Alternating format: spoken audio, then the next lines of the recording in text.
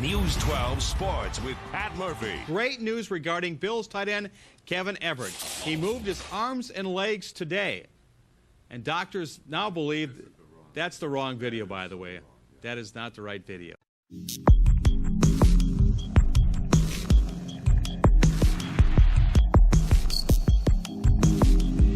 Yeah, we got whiskey stacking up over here, so we're going to be taking a look at 119.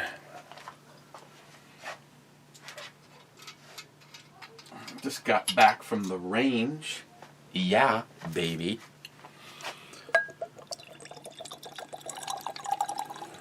Oh yeah. Oh yeah. This one's got a fairly brilliant orangey thing going on.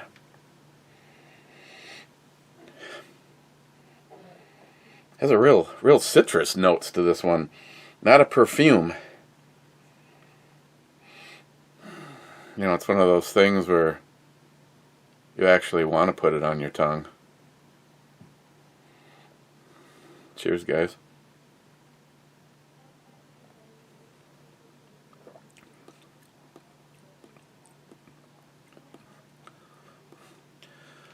Okay, it's got that bourbon thing at the beginning, but it does have like a citrus, like a orange, like somewhere between orange and orange peel-esque kind of going on.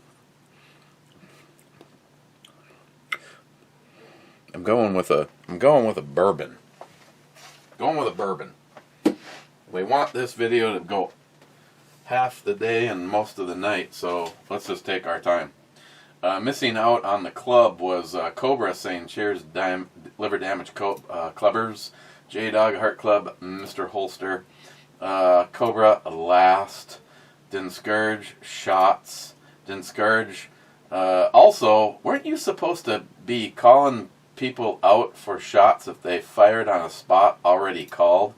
See, yeah. I mean, like I can enforce it.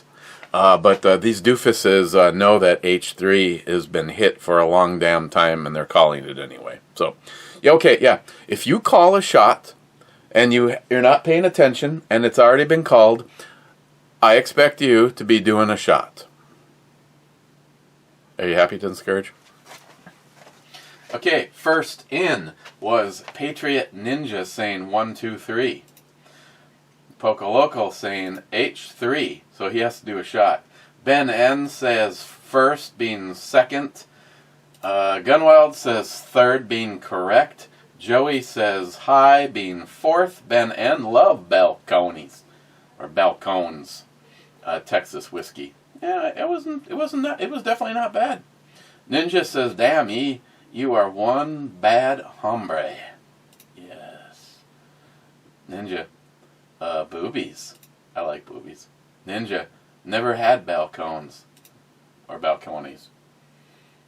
Mule Team, whiskey or stout? We're going with whiskey. I don't think I have it. No, I do have a stout.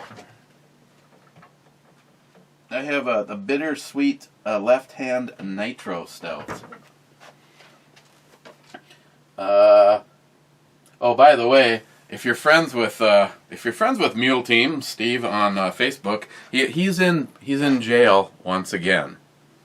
He was bad, and we have to embrace how Facebook is right, and we have to hug socialism and communism.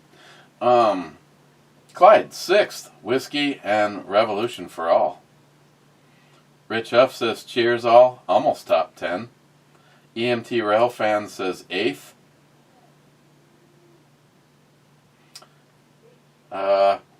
Clyde, that's funny. Wildy designed the 44 Auto Mag. Yeah, I'd love to have either one. I'd like to have either one of them. Shots, says Clyde. Oh, and thank you very, very much. Clyde is the one that sent the holster for the 610.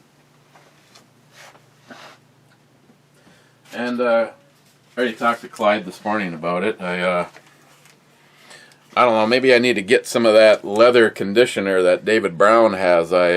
I'm just doing what I know. I oiled it up.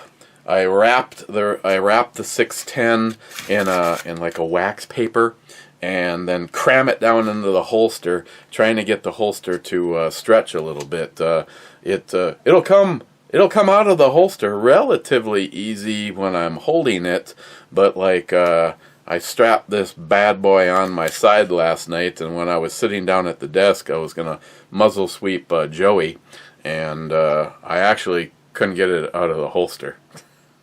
So I gave her an oil bath and then wax paper, leave it in there, let it expand.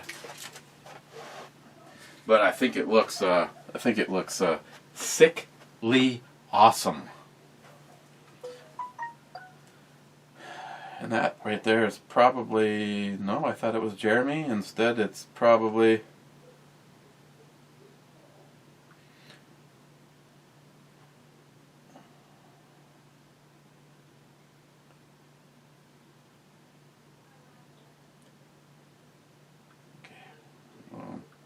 that was Brad. Ooh. Wow, Brad, those are scrumptious looking. And I'm just wow, that was a mound of droppage. I tell you right now, oh, just look at those, Brad. If that one there fell into the ocean, she would never ever go down.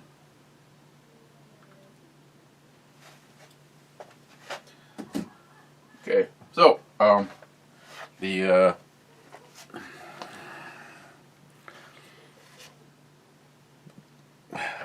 so let's see, right off the bat, it's probably a good thing that Matt takes any good scotch home with him, because yeah. Clyde, I'm not just, well, yeah, I am. I'm not just pouring some of the Koryavekin because you called out a shot. I mean, after all, I don't have to do a goddamn thing if I don't want to. But Clyde is Clyde, you are definitely a person that I am going to feel rooked later in life if I never get the opportunity for us to get together and sit and talk and drink scotch, and maybe get in a ghillie suits and snipe some tards. But I am drinking this to the fact that my angel sign of 312. Me and J-Dog deplaned out to the shack this morning. Stopped and picked up snacks for the journey, and then picked up J-Dog because he's 3-4 blocks away from Superior Meats.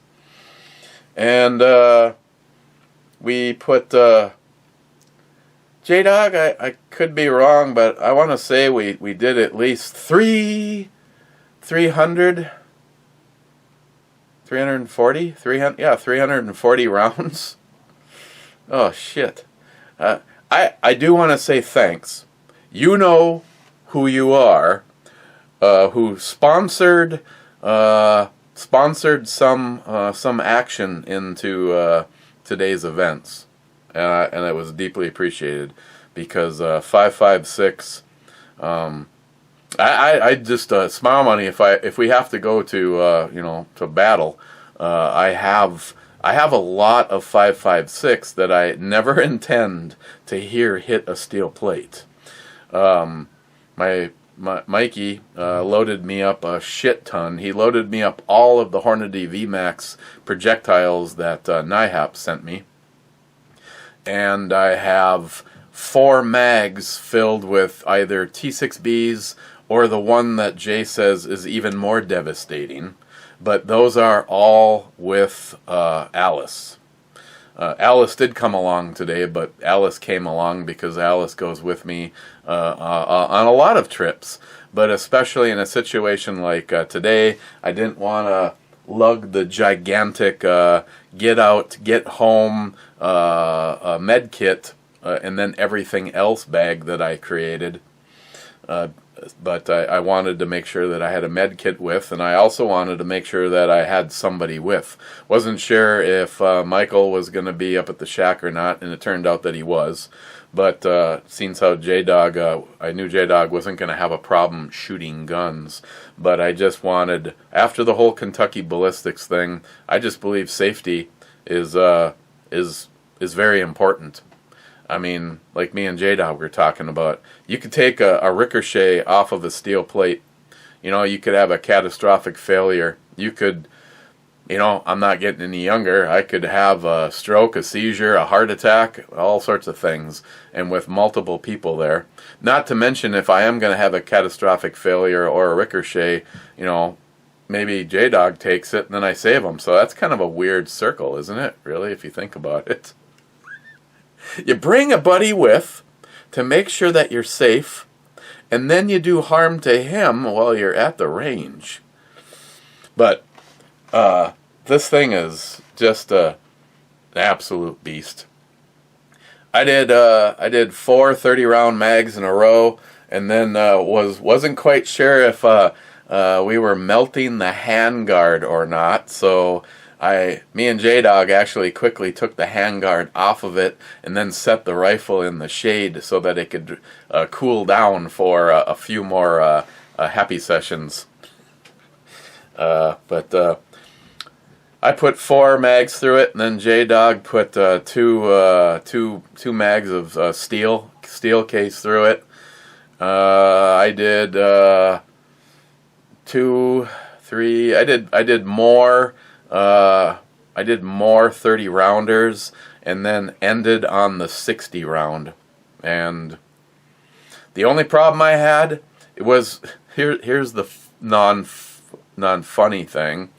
This mag, the Ebomi mag, was given to me by my brother Jim, or used to be brother Jim. I don't even know what happened there. Jim gave me this mag, and then had Ebomi laser engraved on it. Awesome on both sides. And then my other one I got from Stephen Bush. And then Miles did actually I did the loopy. I think Miles did the loopy thing on this one. Take the guts out of paracord so it flattens out, then capture it so you can put it in your plate carrier and pull it out. A little thing that that he did over in the sandbox. But I don't understand. I didn't have a hell of a lot of luck with either one of the GI mags, and that's very disappointing because this mag, as much as I hate them, this mag is the proper one for the retro. So I absolutely wanted it, but I could not. It started off, unless I had some dirt or debris and it needed to work itself out. But I'll have to go back because I had issues with both this mag and that mag, and then as soon as I switched to Magpul mags, it's just bzzzt, empty, bzzzt, empty.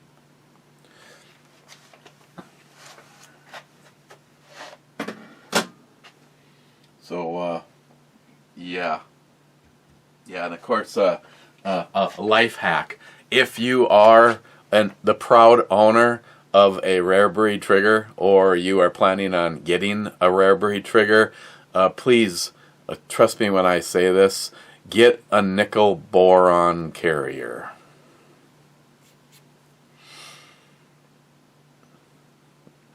I guess if you want to have a private conversation, we can. But I know the whole thing is it's all in your trigger finger. It's not in the trigger itself. But having said that, if you use a traditional carrier and you squeeze the trigger tightly, it will capture the carrier, and that can happen. That will happen while it's firing if you squeeze too hard. If you just grab that trigger until it goes off and just hold right there and just work on aiming and not on your trigger control, you can put all those. I know at least one of those mags. I feel very comfortable in saying I probably put 70% on the 75-yard silhouette plate, because I didn't have to worry about the trigger. I was just worrying about aiming. And yeah, so if you put a typical black phosphate or just a whatever trigger or a bolt carrier in it, and you squeeze the trigger really tightly, you can actually capture it, and it'll stop firing. But it may or may not do that if you use a nickel boron carrier.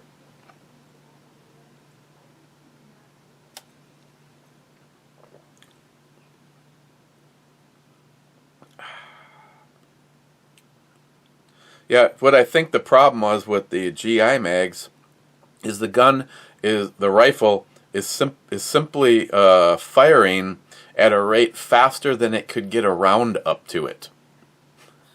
So, damn, that is good. Cobra A8. A8 is a hit. A8 is a hit. Clyde, I haven't seen any AK-style shotguns that will shoot trap rounds. The pressure is low on a trap round because we shoot a round of 100 clay pigeons, same in skeet. You may have to shoot it on the lowest gas setting, but it still might not function. Yeah, I had no luck with the gas, with the gas wide open. I don't have a problem having a decent shells in it.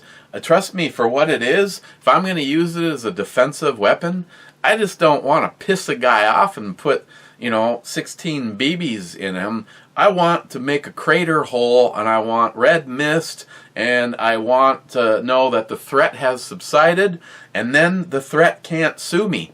Because, look at where we are in America right now.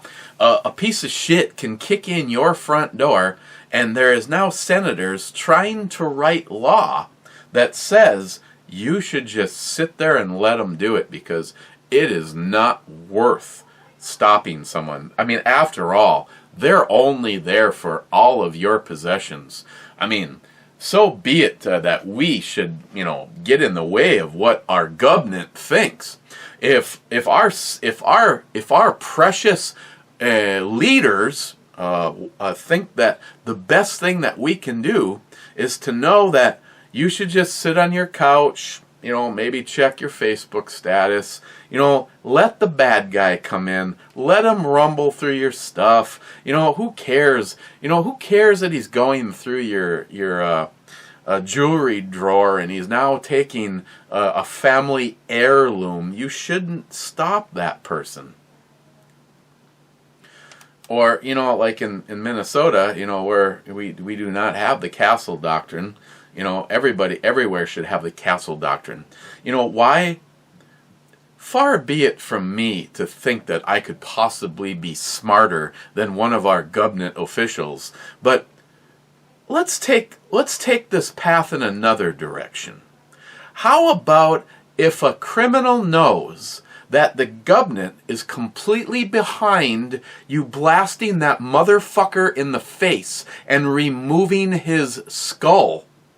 Maybe there would be less people likely to go on into homes. But if the government is sending those messages that you should stand down, stay on your couch, don't worry, they're not going to do any harm to you. You just let them in. I tell you what, matter of fact, Well, Billy Bob and Jerome are upstairs rifling through your precious family heirloom jewelry. Maybe you could cart your lazy ass into the kitchen and make them a sandwich.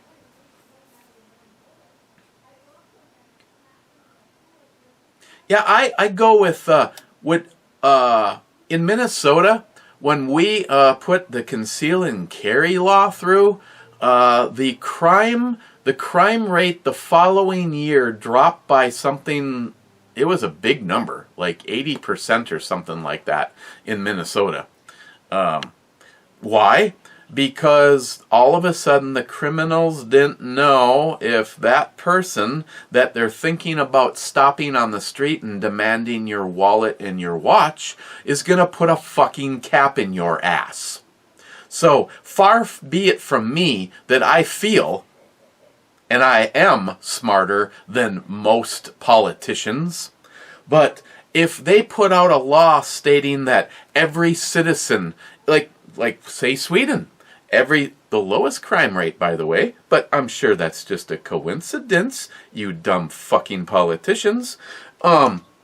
If they put out a thing stating that every resident was to own a handgun, and if somebody comes to your house to do any form of a crime, steal, burglary, cause personal bodily injury to the occupants of said home, that you are fully justified to shoot until the threat subsides.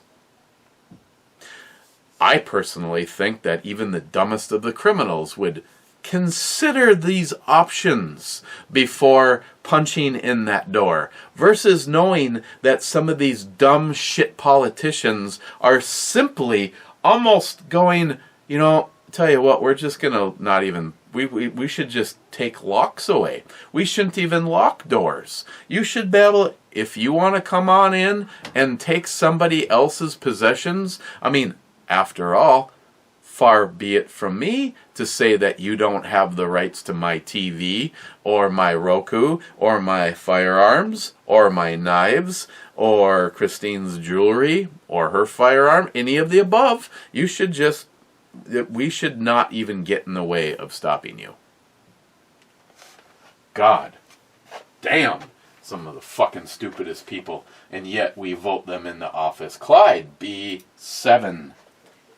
B7 is a miss. Poco Loco, that hole at the beginning should stay out of politics.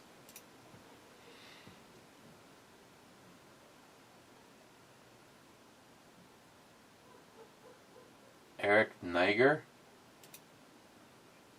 Poco Loco, Family Reunion should be the next intro song. Laugh out loud. Smile Money. Sleep commenting. Mr. Mark Mac 85. Brew Babe Sexy. Got to appreciate her leg stance. Laugh out loud. Whatever it takes. I'm a firm believer in, a lot of times, more is less. I mean, you put a little sexy something on a woman, and that can be even more provocative than nothing at all. Just saying. McLean, 5179. Eric, I feel like I'm hearing a little too much Smile Money lately. Let's dial it back a little bit, okay? Don't get homie talked to. Now, when you say that, are you talking about me referring to Smile Money in my weapons? Well, let's see, what does Smile Money say? Jealousy. Ever since your Hornet Fixer left the tubes, no one is talking about gladiator movies. We can talk about you, but you just need to live in his head rent-free. Decline. Hive Tech is making a Hot Rod G19 slide. Oh, I'm sure if someone did it, they've got some pretty damn cool stuff. Brad, almost 69th. Hell yeah, brother. Hell yeah, brother. Brad. Steven, hops and lead, shit piss fuck, laugh my ass off. See, we don't want to. Okay, let's see. What else can I tell you about today? A big thank you to Gunwild 1. One of those boxes of 38 Special got devoured by the Model 38. That is the shrouded hammer. I had some light primer strikes with that guy. J-Dog thought that maybe it looked like there might have been a little dirt inside the shroud, that it might have been slowing the hammer. The firing pin is on the hammer. It looked good. It wasn't broken. It didn't look short. You could see where it was rounded. Some if you fired it four times, it had a really nice hit, and then a one that wouldn't go off. It was obviously lighter. I did a little cleaning out at the range, and after that I did not have a light primer strike. So J-Dog was correct on his assessment, and a little cleaning out there. I do not believe I did anything to that when that showed up at my FFL. That is very reminiscent of Christine's Model 10. And talking to Michael today, I was actually informed that that Model 10 that she was given by her father, and then he borrowed it to Christine's aunt, Crazy Aunt Diane, and then Crazy Aunt Diane gave it back, and now there's a vicious rumor that the gun... Mikey seems to think that the gun did not get sold, which all I can say is at one point in time he gave it to Christine, but that's Dad, and what happens happens. But Mike says that guy that gun did not originally come as a snub nose. That it was a police officer, and that was his backup gun, and he had the original barrel removed and a snub nose barrel put on it, which makes it kind of cool story-wise. I hope the gun did not get sold and it could possibly be put back in Christine's hand, because I hear about that frickin' revolver almost as much as the Harley Davidson she ain't got. And I would love to be able to find her a Smith & Wesson Model 10, but I now, without looking at the big book, I now fear that they don't look anything like that, because J-Dog says he has one that's a 4-inch. So, but she does not like the shrouded one at all, and she wasn't out to shoot it today, but it sure shoots a lot like her Model 10 did. You want to hit a steel target at 75 to 100 yards, you actually aim low and to the right, and the bullet has a tendency to spin up to the left.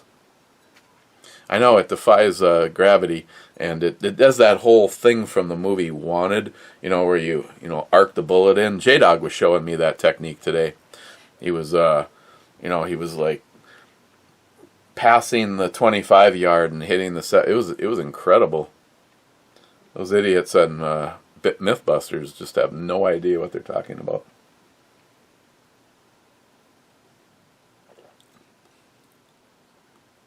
Yeah, this is definitely a bourbon.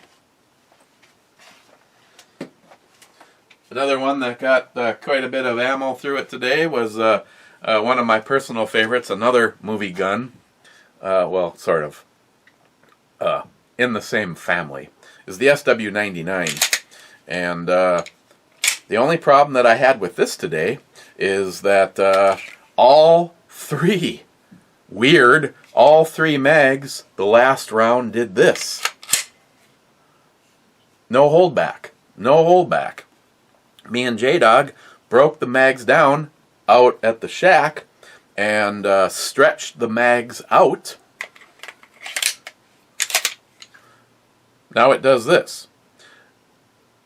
Now, two of the three. Now I don't know if I can't remember if I have 4 more mags for this. See, this is a vicious thing. This is why Scott, Mr. Holster, was on such a perfect path. Every handgun that Scott had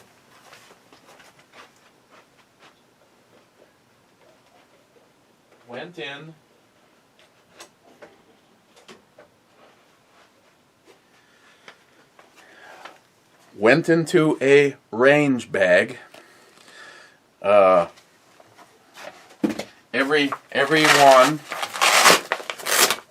Everyone said the gun that it was had all of, look, most of the time, from what I saw, 10 mags, and then inside the compartments were the accessories and a diary for that particular gun. In his tack room, he had all these pegs down the wall, and these were up and down both sides.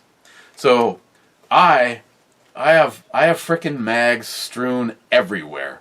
Most of them I know what they are, but every now and then I'm like, actually, if I see the mag, I can usually tell you immediately what it's for. There's a few that was kind of a gray area. When I had the double stack 10mm Rock Island, that and the mags for the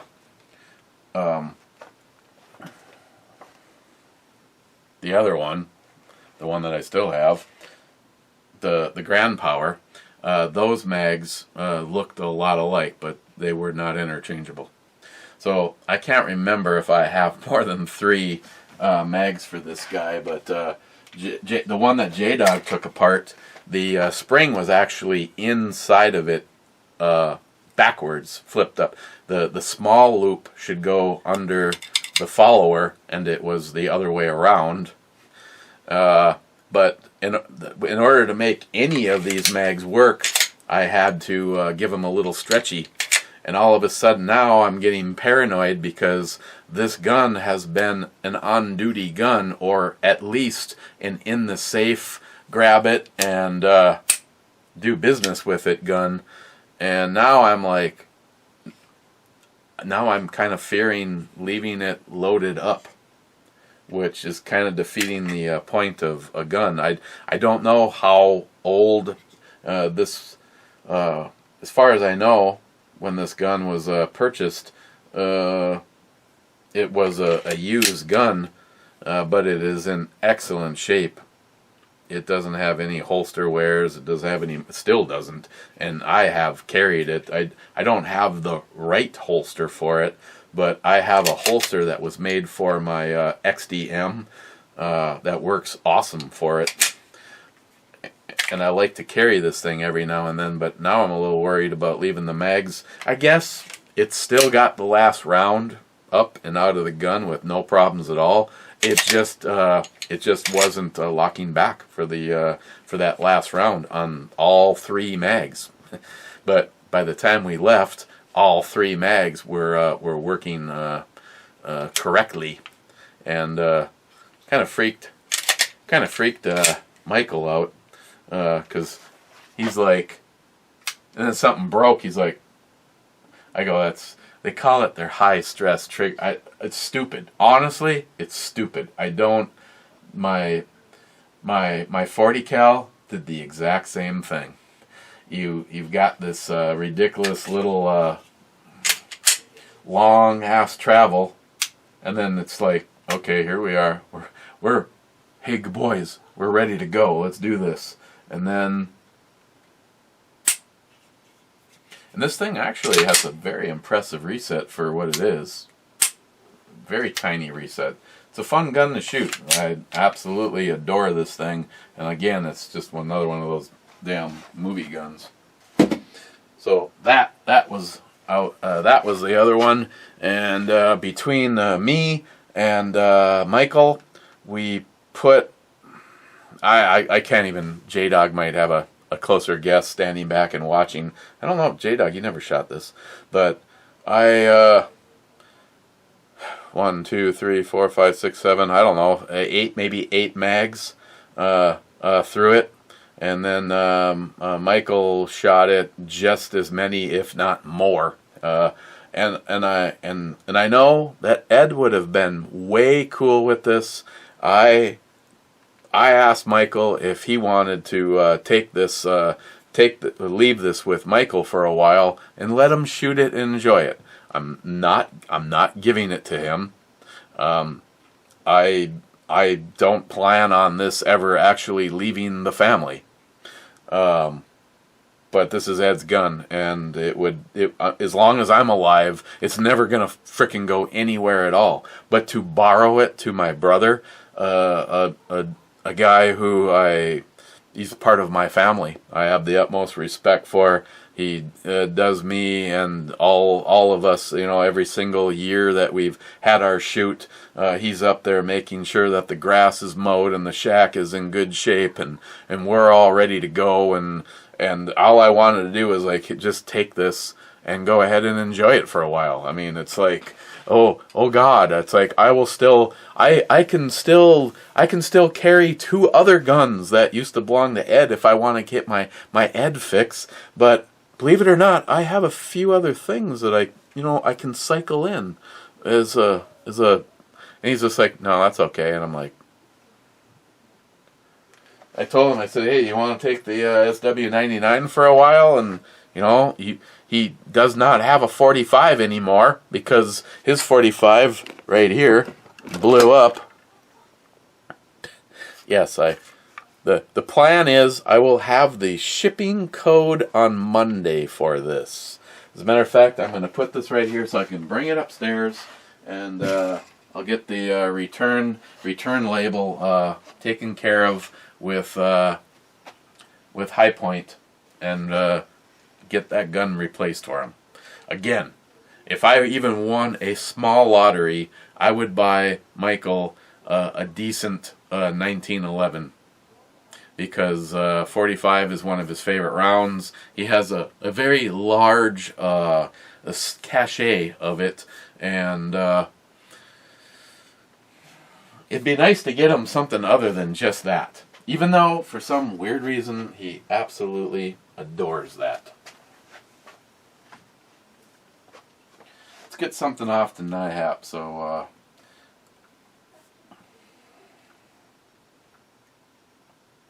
Flask, number 119, Bourbon.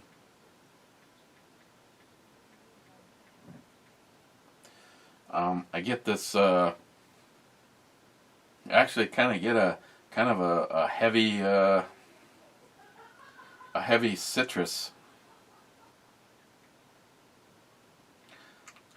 up front, and then after that, it just basically kind of goes into your stereo, your stereotypical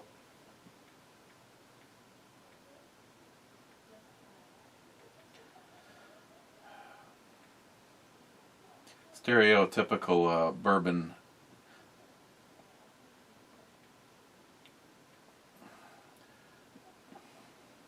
thing. But what am I going to give it?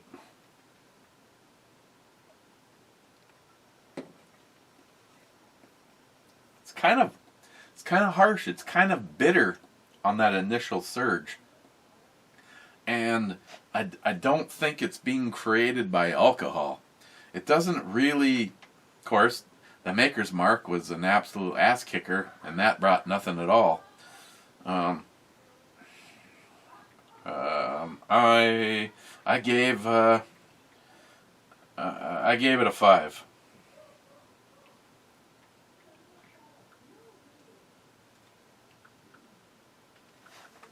He's probably going to freak out. Two whiskey reviews or flask reviews in a row. Wade, there's nothing ridiculous about a shotgun. At the proper range and proper load, it will blow pieces off you and throw it on the floor. Oh yes, yes it will. Smell money. I enjoy submoric humor, but I had to sign off locked and loaded after a heavy hour of pooping talk, especially Eric admitting that he produced in a toilet bowl. Not judging, but I just not really grossed out. Really grossed out, and decided my time was better spent watching naked yoga. No, that's fine. Shitter talk is a very powerful subject, though, and it's a staple in the community, and Bootlegger New York Bourbon Whiskey. Watch me write this down because bourbon. So Bootlegger New York Bourbon Whiskey with an E. Oh, yeah, and I didn't write any of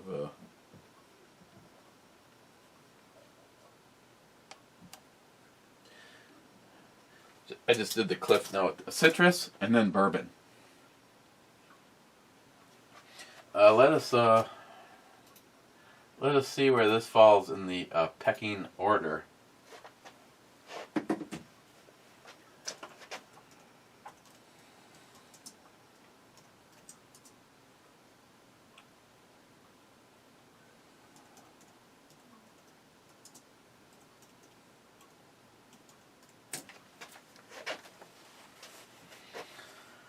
Vital stats. Bootlegger 21 New York Bourbon Whiskey is made from 100% New York corn mash. After being distilled in a 300-gallon copper still pot, the bourbon is aged in a new charred American oak barrels until the distiller feels they're ready.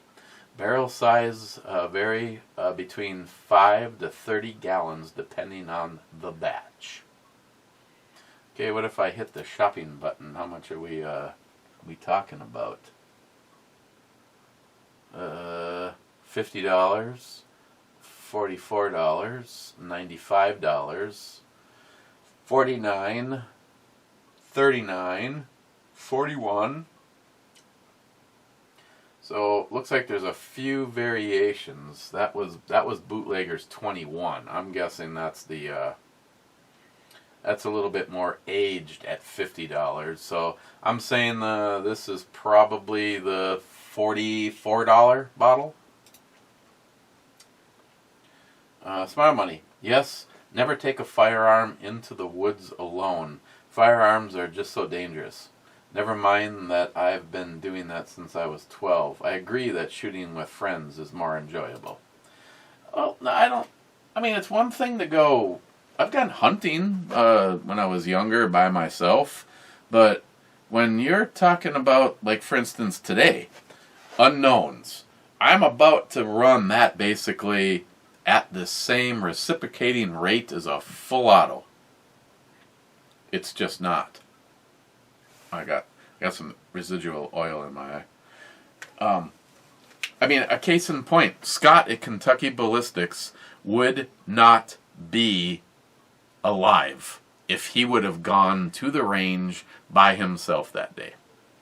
I mean, I realize you can throw this out there. Oh, Eric, you're going to drive to work by yourself. What if something happens? Yeah, I get it, but in the situation of going out to the range, if J-Dog can go or wants to go with, I've got somebody else to spend some time with, and of course, typical of the video thing, I should have handed him the camera. Sometimes I think it's a little bit more fluid when someone can record you, but it did get recorded. I just whatever. Sharky, sporty brew babe, nice swimsuit. It just suits her quite well. Sharky, Eric Hefner and his smoking jacket. Go wear that at the fire pit with your next cigar. Laugh my ass off. I'll save that from when you're here. Sharky, that's a nice holster for the revolver. A Gen 1 610, is it? Question mark. I don't think you've mentioned that one before. See, I'm not sure if I have. Clyde says, nah, man. I was praying that he would be talking about a Smith & Wesson 610, maybe even show one. Give us the rundown. Give us the breakdown.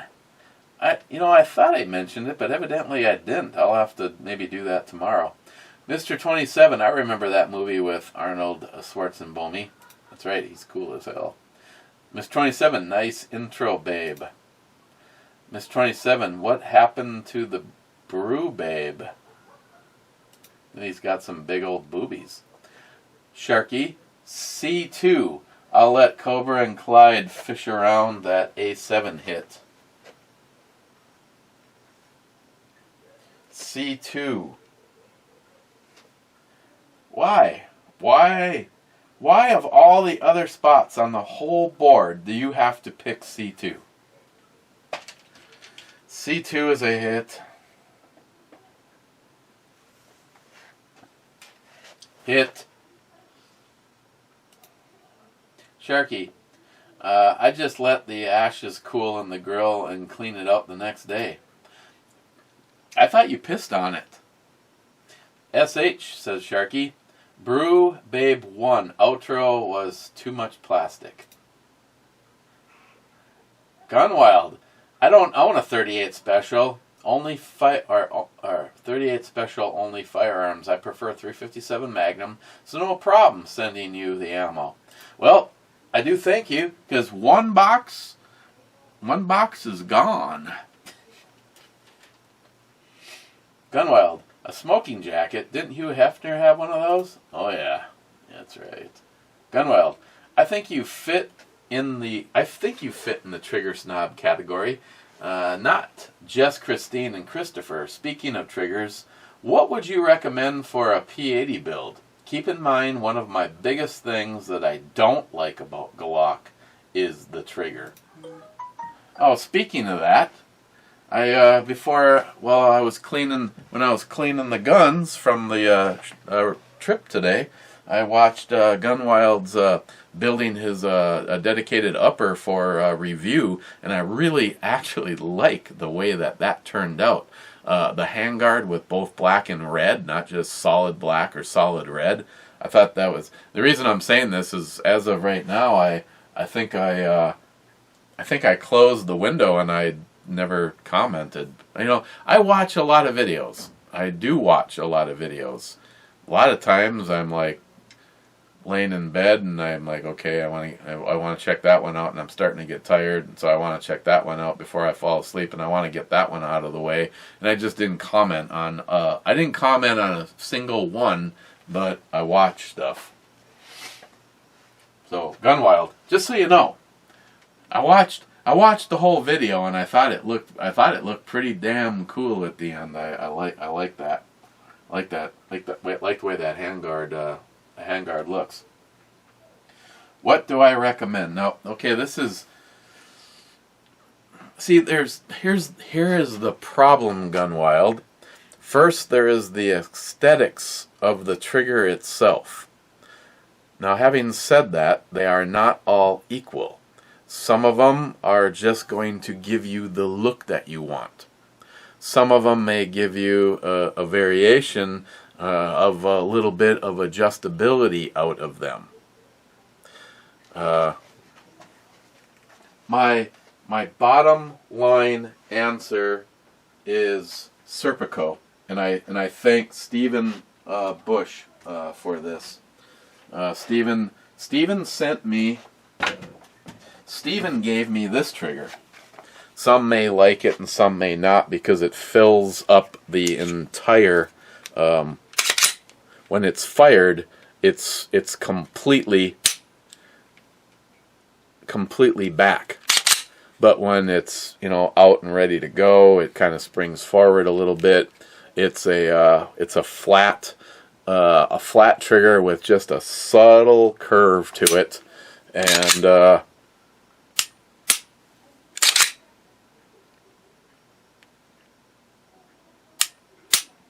but in all honesty, the Serpico, this part of a Serpico is the trigger itself. The trigger is just, one component. This is my personal favorite. I own 3 Serpico triggers.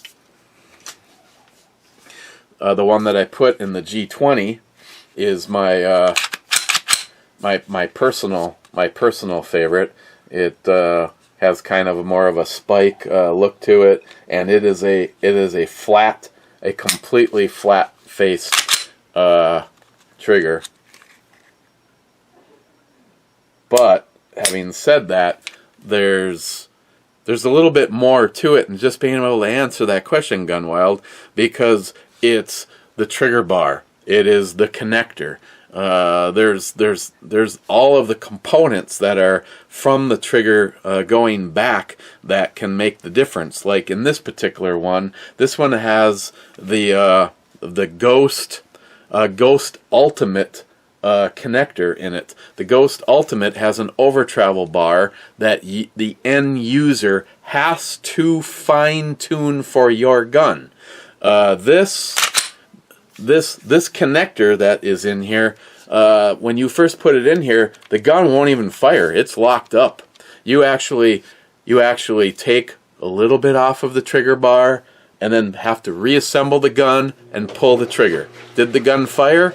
Then you're good to go. If the gun did not fire, you need to remove the connector, file a little bit more off, grind a little bit more off of the little tab. You take it in short steps until the gun fires. Then when the gun fires, you're good to go.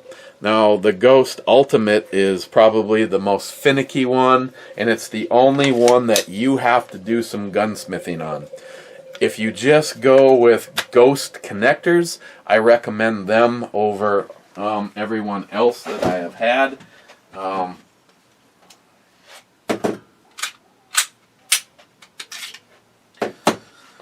But Gunwild, you are talking about the trigger down in there.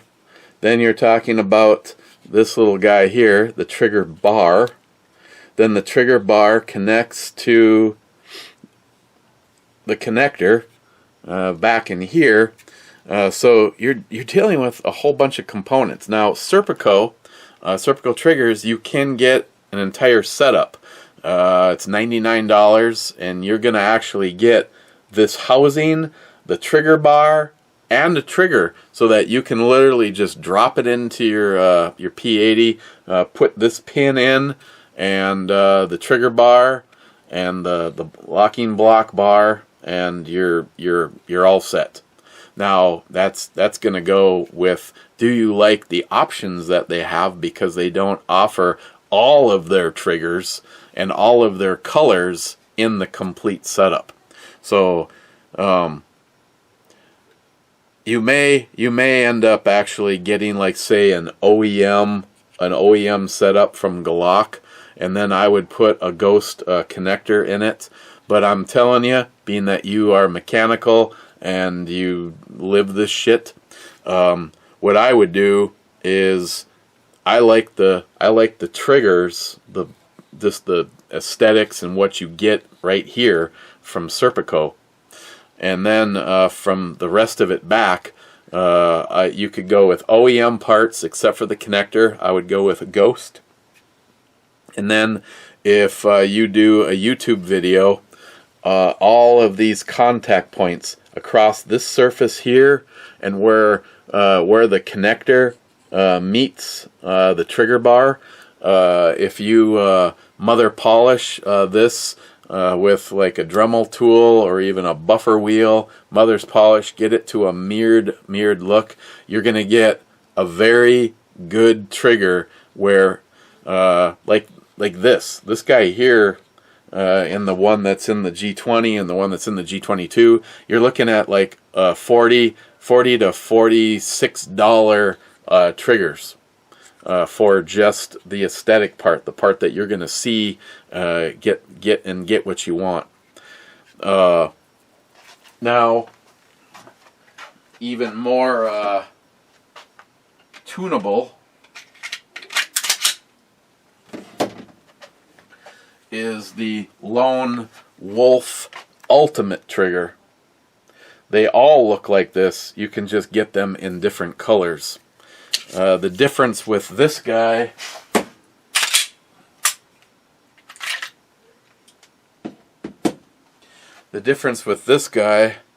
and ooh, it's a little dirty in there. I almost don't even want anyone to see this. Oh my God, it's like, you know, put your, oh yeah, that's David Brown would be like going, how in the hell did you have that out to the range and then not properly clean it before you showed everybody on the frickin' internet. Sorry. I don't always clean my shit when I come back. It kind of depends on how many rounds went through it. Okay, cleaned it up a little bit.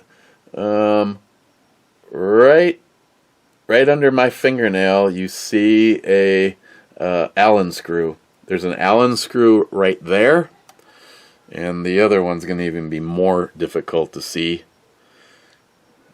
Yeah, there it is. Again, under my fingernail, there's an Allen screw right there. One is for over travel, one is for take up.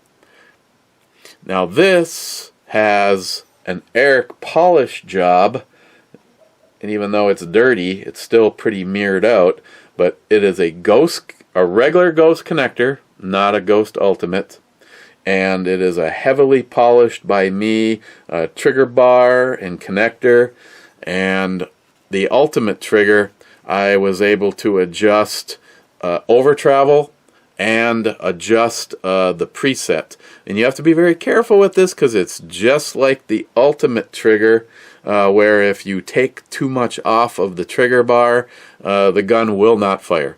So you have to reach up inside, trigger it, it's like a liberal, trigger it, take it back apart, put your Allen wrench in, and in this particular case, that one is actually the one at the back. The one at the front is the over travel. The one at the back is the preset for where it's engaging, and you just slowly. Basically, what you do is you get it so that it's firing. Oh, all of a sudden it's not firing, and back it off just a little bit. I'll usually go like one turn back out for reliability, and then you're all set to go. So,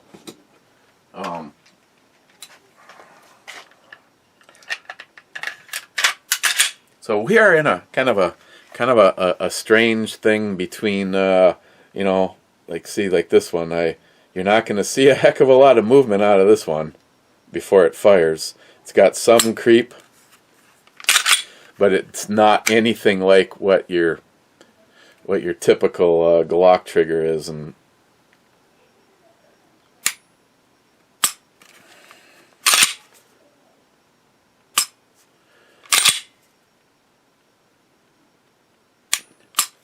I would say my overall favorite feel, a trigger pull. I think this guy, and again, it's really hard on a Glock Gunwild to like get into the numbers that you would experience with a 1911. I want to say that this guy is just under 3 pounds, and it's probably the one of the lightest. But it was also the one that took the most amount of time between polishing and adjusting all of the fine screws to get this exactly where I wanted it. But the Lone Wolf Ultimate is probably going to be the one that you would probably say is the least like a Glock trigger that I hate so much. And the Serpico and a little polishing with a Ghost connector is pretty damn impressive for this. And again, this is a carry gun, so my goal wasn't to have it be stupid, because when your body is racing full of adrenaline, you could probably put a 20-pound trigger on here and you'd still fire it more than you thought you did.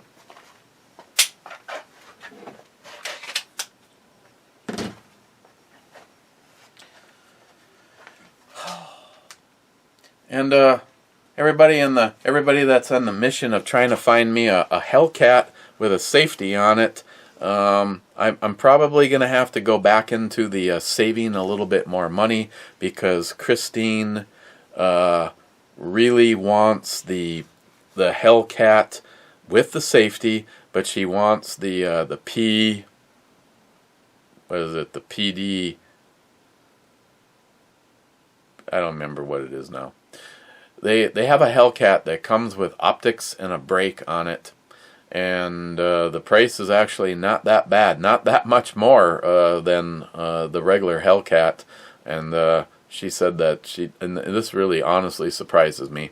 I thought this was the kind of thing that Eric would really like, but the brake legitimately works. I've seen some pretty good YouTuber reviews on it, and you can take the brake off and it's 1/2 by 28, so you can put a can on it. So you've already started off with a threaded barrel pistol. So that's the one that I am now in search of, is the Hellcat with the brake, the comp on the front of it, and their dedicated optics on top of it. J-Dog here just got back from the shack, shot the 312, and it was awesome. Mike, last comment, saying cheers. Okay, let's go to the club.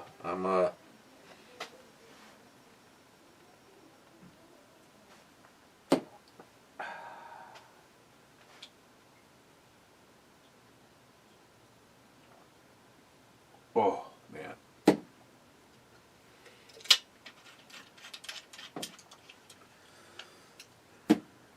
And what do I have for the club?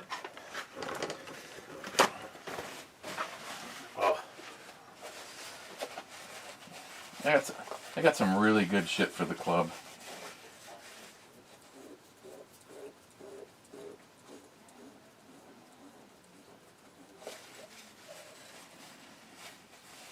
Need to have a little like wash station, because it's it's too far to walk all the way over there.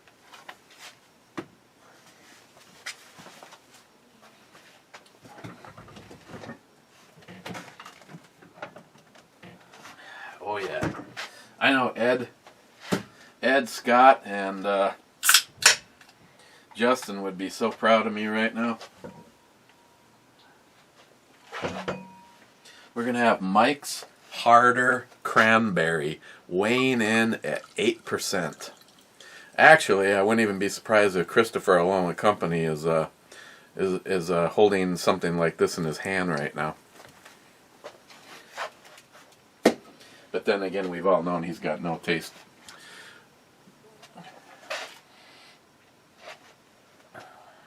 I'm just gonna do some muscle relaxers and slam some of these tonight and call it a good time. Gunwild Cheers Weekend Warriors. My mouse disappeared. There he is.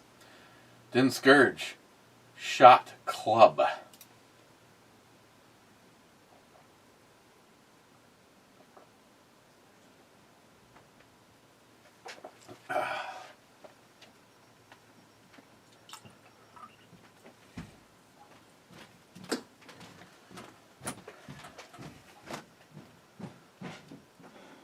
Hello?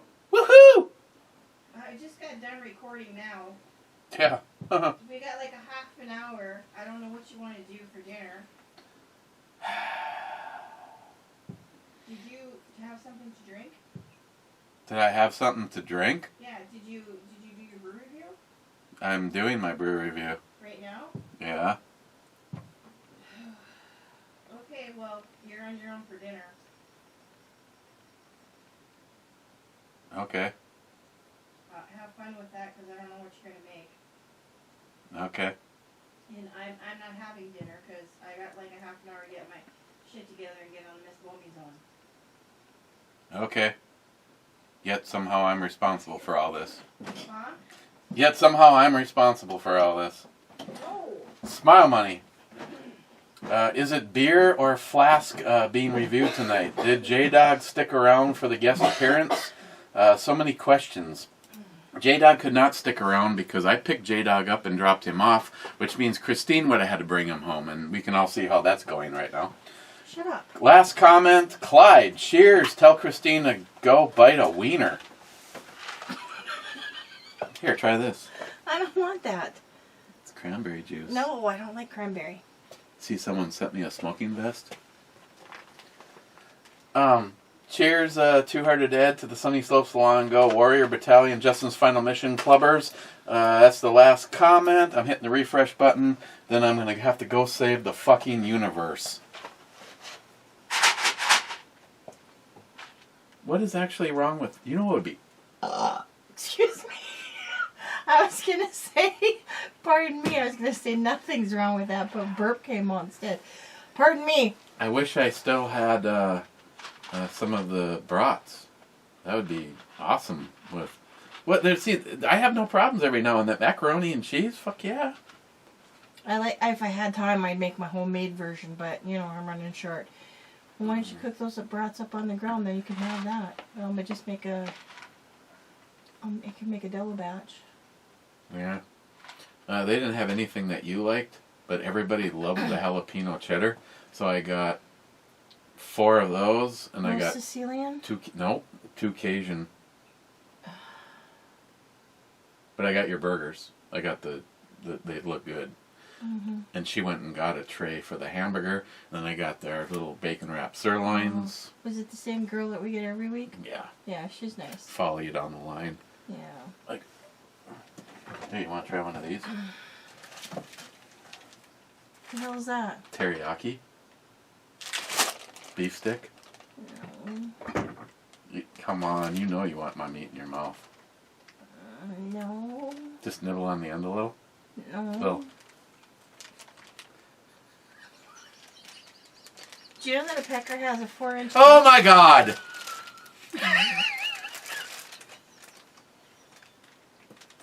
Wait till you hear a cookie with Miss B this week. Hoot hoot! I don't have enough alcohol. Oh, neither do I. Okay, I gotta go because I gotta do this really quick, and I gotta fly and get back on. Yeah. So I'll make the double batch, and then you can have that. DFC says, here's to the Sunny Slopes Long Ago. Cheers, Clubbers. Thank you guys. I appreciate that. I will see you sometime tomorrow. I'm going to go cook some shit up on the grill. Cheers. Cheers, Lars. Asshole.